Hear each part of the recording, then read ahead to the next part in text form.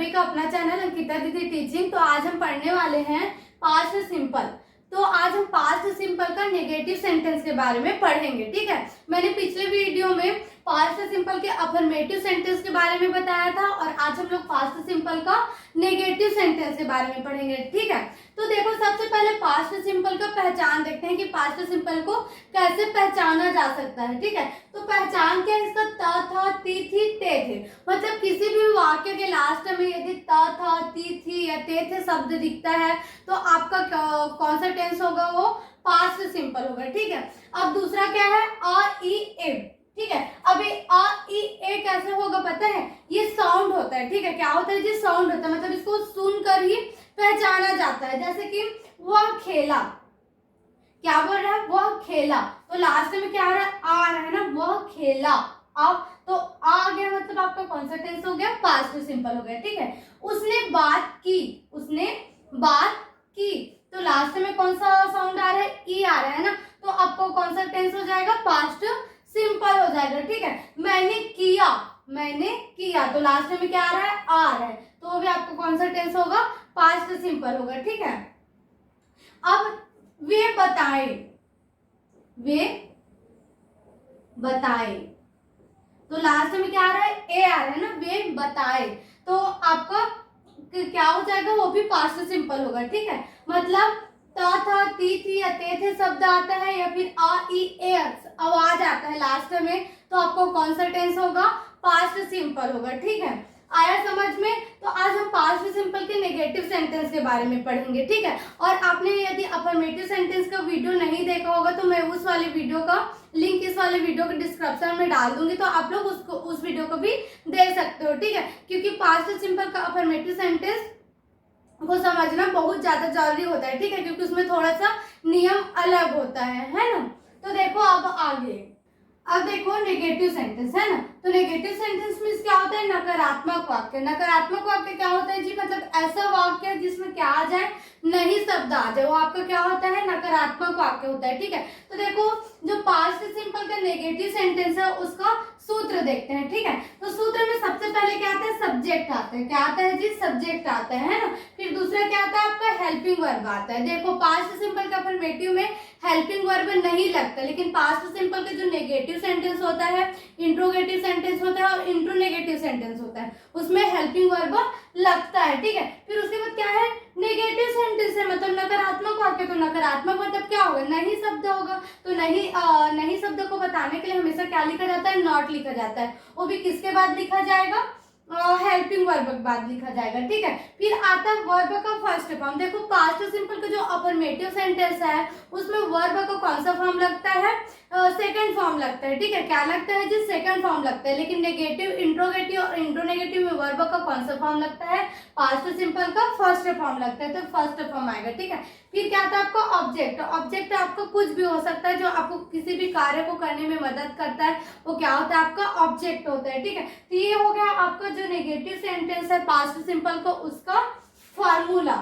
ठीक है, अब देखो जो हमारा फॉर्मूला है उसको और थोड़ा सा डिटेल में समझते हैं। ठीक है, तो देखो सबसे पहले क्या था जी? हमारा सब्जेक्ट। तो देखो सब्जेक्ट कौन कौन से होते हैं ना, तो देखो हमारा सब्जेक्ट क्या होता है? केवल दुनिया में 8 ही होता है। ठीक है, इसके सिवाय कोई सब्जेक्ट नहीं होता। तो पहला सब्जेक्ट क्या होता है आपका? आई। आई मीन्स क्या होता है जी? मैं होता है। ठीक है, दूसरा होता है यू। यू मीन्स क्या होता है? तुम। वी मीन्स क्या होता है? हम। ठीक है, दे मीन्स क्या होता है? वे। और ही मीन्स क्या होता है? वह। लेकिन इसका यूज किसके लिए होता है? लड़का के लिए यूज होता है। ठीक है, और सी मीन्स भी क्या होता है? वह होता है, लेकिन इसका यूज किसके लिए होता है? लड़की के लिए होता है। ठीक है, और इट मीन्स क्या होता है? यह होता है। यह मीन्स क्या होता है? यह का यूज किसके लिए होता है? निर्जीव वस्तु के लिए होता है। ठीक है, या फिर छोटे जीव जंतु के लिए होता है इट का यूज है ना। फिर आता है नेम। नेम मीन्स क्या होता है? नाम। तो ये आपका क्या है? सब्जेक्ट है। ठीक है, फिर सेकंड क्या आता है आपका? Helping verb. तो देखो मैंने पहले ही बोला कि जो पास्ट सिंपल का अफर्मेटिव सेंटेंस है उसमें हेल्पिंग वर्ब नहीं लगता, लेकिन जो पास्ट सिंपल का नेगेटिव सेंटेंस है, इंट्रोगेटिव सेंटेंस है और इंट्रोनेगेटिव सेंटेंस है, उसमें हेल्पिंग वर्ब लगेगा। ठीक है, तो कौन सा हेल्पिंग वर्ब लगेगा जी? आपका डिड लगेगा। हेल्पिंग वर्ब लगाया क्यों जाता है पता है आपको? टेंस की पहचान करने के लिए हमेशा क्या यूज किया जाता है?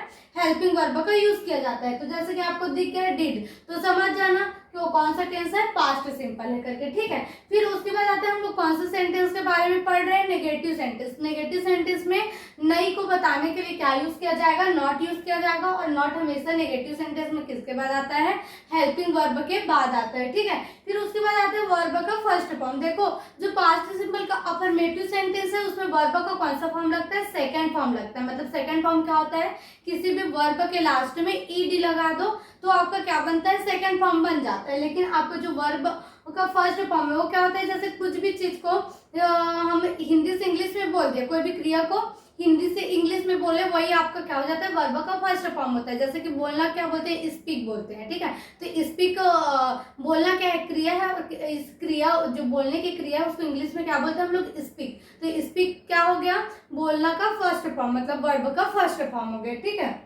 इसमें किसी भी प्रकार का 3-5 नहीं करना रहता है, ठीक है।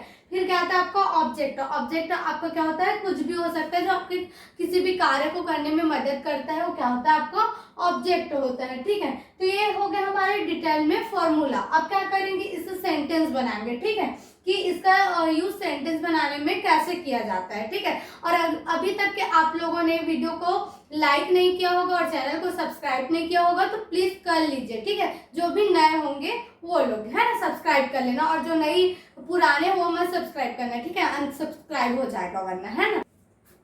अब पहला सेंटेंस देखो, वे अंग्रेजी नहीं पढ़े, ठीक है, वे अंग्रेजी नहीं पढ़े।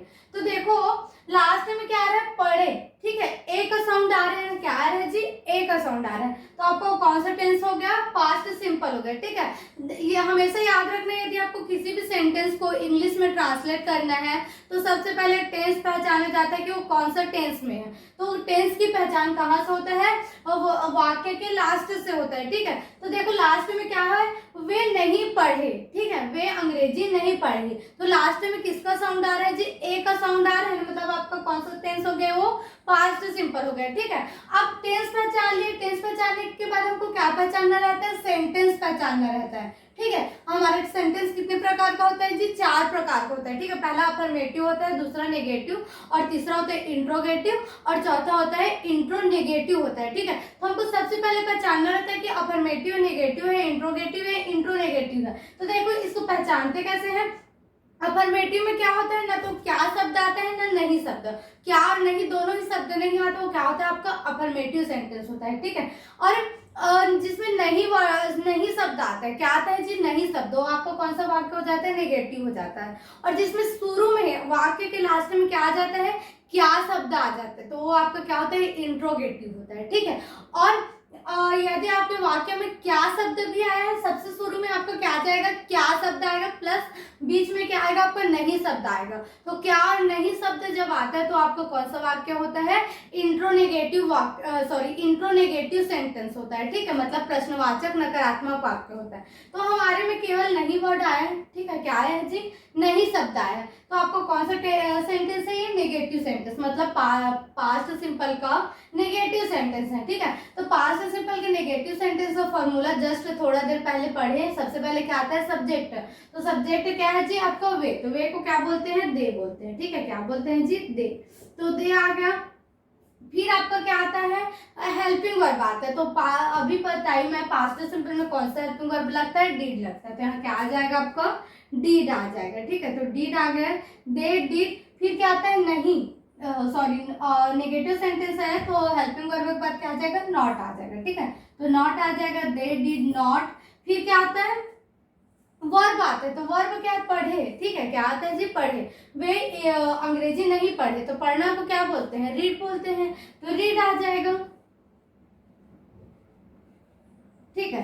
दे डिड नॉट रीड, और क्या नहीं पढ़े जी, अंग्रेजी नहीं पढ़े, तो अंग्रेजी को क्या बोलते हैं, इंग्लिश बोलेंगे, ठीक है। तो इंग्लिश हमारा क्या हो गया, ऑब्जेक्ट हो गया,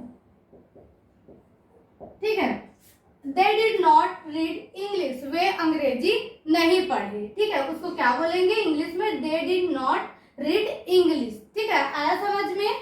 अब सेकंड क्वेश्चन देखो, वह वादा नहीं करता था, ठीक है, क्या बोल रहा है जी, वह वादा नहीं करता था। तो अब इसको ट्रांसलेट करना हमको इंग्लिश में। तो लास्ट सबसे पहले टेंस पहचानेंगे। तो टेंस क्या है आपका, था। टेंस को कैसे पहचानते हैं जी, लास्ट को देखते तो देखो आपका कौन सा अक्षर आ रहा है त था आ रहा है, ठीक है, क्या आ रहा है जी, त था, मतलब आपका कौन सा टेंस हो गया, ये पास्ट सिंपल होगा, ठीक है।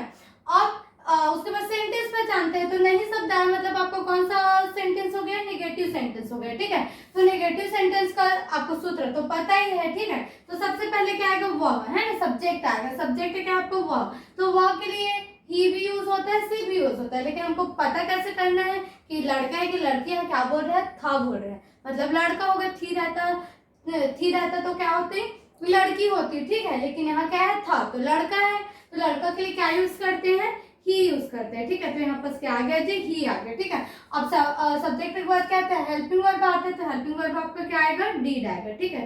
तो डीड आ गया, ही डिड, फिर क्या आएगा, नॉट, नेगेटिव के लिए क्या लगाना पड़ता है, हेल्पिंग वर्ब के बाद नॉट, तो नॉट आ गया, ही डिड नॉट। फिर वादा करना को क्या बोलते हैं, प्रॉमिस बोलते हैं, तो प्रॉमिस आ जाएगा वर्ब का फर्स्ट फॉर्म, ठीक है। ही डिड नॉट प्रॉमिस, वह वादा नहीं करता था, ठीक है। आया समझ में। अब ऑब्जेक्ट आएगा नहीं क्योंकि इसमें किसी भी प्रकार का ऑब्जेक्ट है क्या, नहीं है, तो नहीं आएगा, ठीक है। तो वह वादा नहीं करता था, तो इंग्लिश में हम कैसे कर बोलेंगे, ही डिड नॉट प्रॉमिस, ठीक है। आया समझ में। तो ये था हमारा जो पास्ट सिंपल, ठीक है, पास्ट सिंपल का नेगेटिव सेंटेंस था। अब नेक्स्ट वीडियो में हम पास्ट सिंपल का इंट्रोगेटिव सेंटेंस पढ़ेंगे, ठीक है। अगर वीडियो समझ में आए, टॉपिक समझ में आए, तो वीडियो को लाइक कीजिएगा और चैनल को सब्सक्राइब कीजिएगा, ठीक है। और अपने दोस्तों में शेयर करना मत भूलिएगा, ठीक है। Thank you.